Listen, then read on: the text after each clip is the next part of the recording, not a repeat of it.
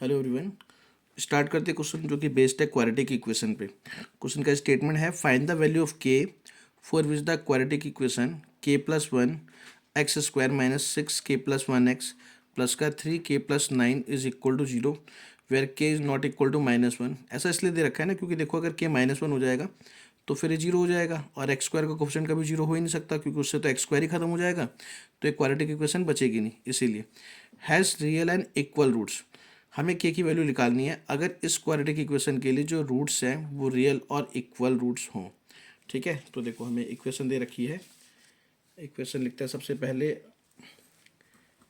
के plus one X square minus का six के प्लस वन एक्स प्लस का थ्री के प्लस का nine is equal to zero where K is not equal to minus one. ठीक है, अब इसमें कंपेयर करके A X square plus B X plus C equal to zero से इसमें A B C की value निकालते हैं तो ए हो जाएगा कोफिशिएंट ऑफ एक्स स्क्वायर मतलब के प्लस वन और बी हो जाएगा कोफिशिएंट ऑफ एक्सिस माइनस का सिक्स के प्लस वन और सी हो जाएगा constant term is three bracket में के प्लस का नाइन। ठीक है, अब for real and equal root capital D discriminant equal to zero होता है, D is equal to zero, then D की वैल्यू क्या होती है B square minus four A C is equal to zero.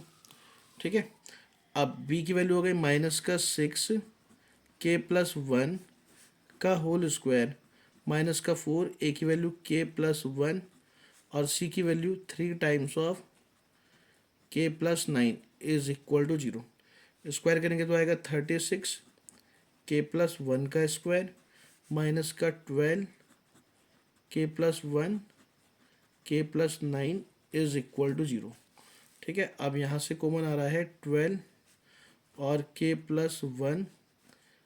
ठीक है, तो यहाँ पे क्या बचेगा, यहाँ पे बचेगा थ्री टाइम्स ऑफ के प्लस वन और माइनस का के प्लस का nine is equal to zero. फिर आएगा ट्वेल्व के प्लस वन, यह आएगा थ्री के प्लस का थ्री माइनस का के माइनस का nine is equal to zero. फिर आएगा ट्वेल्व के प्लस वन और यहाँ पे टू के माइनस का six is equal to zero. अब यहाँ से K plus one equal to zero आ रहा है तो यहाँ से आ जाएगा K is equal to minus one, मगर इसने बोला है कि K is not equal to minus one तो K is not equal to minus one रहेगा।